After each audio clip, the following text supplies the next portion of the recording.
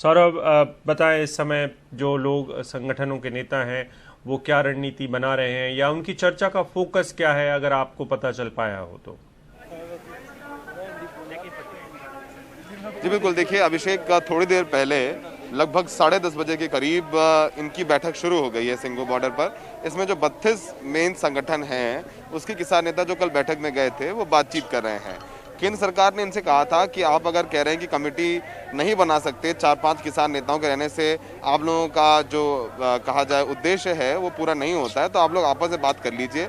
हमें जिन 3 किसान कानून हैं उनमें जिन जिन बिंदुओं से आपको समस्याएं हैं उनको आप पेन पेपर पर लिख लीजिए और उसके बाद 12 बजे यानी कल 3 तारीख को हमारे साथ बैठ के आप बातचीत करिए। देखिए आज अभी जब ये बैठक शुरू हुई है तो सबसे पहली बात तो इन लोग पहले भी बातचीत कर चुके हैं और पहले भी जब पिछली बार 13 नवंबर को बैठक हुई थी अभिषेक, तो ये जाकर के एक पूरा चार्टर दे आए थे। जैसे कि हम लगातार अपने दर्शकों को बताते रहे कि 4 प्रमुख मांगे हैं। पहली मांग है कि जो 3 कृषि कानून बिल हैं उसको उनको पूरी तरीके से वापस लिया जाए। दूसरा है कि एमएसपी को लीगलाइज किया जाए। अगर कोई भी व्यापारी या आड़ती एमएसपी से नीचे लेता है तो उसको 5 साल की सजा का प्रावधान किया जाए।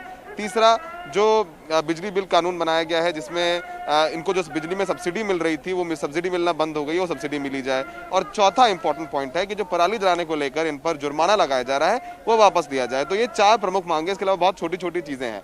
लेकिन अब इन 32 संगठनों के सामने सबसे बड़ी चुनौती ये है कि यहाँ पर सिंघू बॉर्डर पे, टिकरी बॉर्डर पे फिर बात करते हैं, पश्चिमी उत्तर प्रदेश के किसान भी नोएडा में आ चुके हैं, उनकी भी अपनी मांगे हैं। तो ऐसे में अगर उनको ये पूरा आंदोलन देशव्यापी बनाना है तो उनकी मांगों को भी इंक्लूड करना होगा। तो इन 32 संगठनों के सामने सबसे बड़ी चुनौती है सबको साथ में रखने की, और इन सबकी आवाज 32 संगठन 32 किसान कैसे रख सकते हैं जिससे एकता रहे और इनका विरोध ना हो, तो वो उसको लेकर के भी चर्चा हो रही है। तो फिलहाल आप देखेंगे आसपास किसान इनके लोग यहाँ पर खड़े हैं, जो थोड़ी सी बात कर लेते हैं।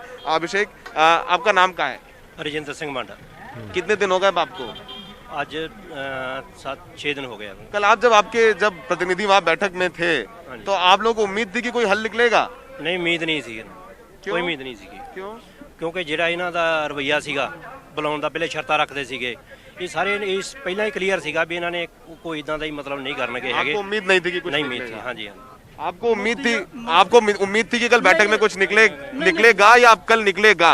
नहीं, देखो हमें उम्मीद बहुत कम है क्योंकि शुरू से ही जो मोदी का रवैया रहा है वो तानाशाही रवैया रहा है। वो चाहे नोटबंदी का ला लो या और लगा लो, अपने तो आप ये कश्मीर का लगा लो, तो जो मोदी जी कानून बनाते हैं वापस नहीं लेते हैं? नहीं लेते। वो उनका रवैया थोड़ा सा अड़ब होता है, पर हम भी झुकने वाले नहीं हैं।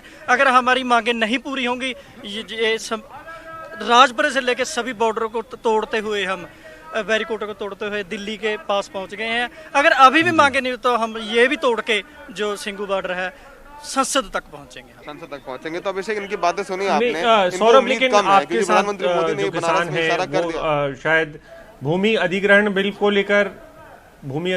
को लेकर पिछली सरकार जब थी, मोदी सरकार, तो उन्होंने उसको लेकर अपनी बात में बदलाव किया था। ऐसा नहीं है कि सरकारें बदलाव नहीं करती हैं। देखिए अभिषेक, बिल्कुल अच्छी बात आपने कही। किसान संगठन के नेता से बात हो रही थी, उनसे हमने यही बात कही कि जो लैंड रिफॉर्म बिल में उन्होंने कुछ चेंजेस किए थे तो उन्होंने बोला था कि हम संशोधन नहीं चाहते हैं। उसने भी संशोधन किया था, कानून वापस नहीं लिया था। अगर ये एमएसपी लीगलाइज करने की बात करें तो लीगलाइज करें और पेपर पे लिखित में करके दें। तो इन्होंने कल एक बहुत अच्छी बात कही अभिषेक, हम वहाँ पे कवर कर रहे थे विज्ञान भवन में। उन्होंने कहा कि आपने कहा कि अब कमेटी बना लेते हैं, तो जब किसान कानून बन रहा था तब आपने कमेटी क्यों नहीं बनाई? तब आपने हमसे बातचीत क्यों नहीं की?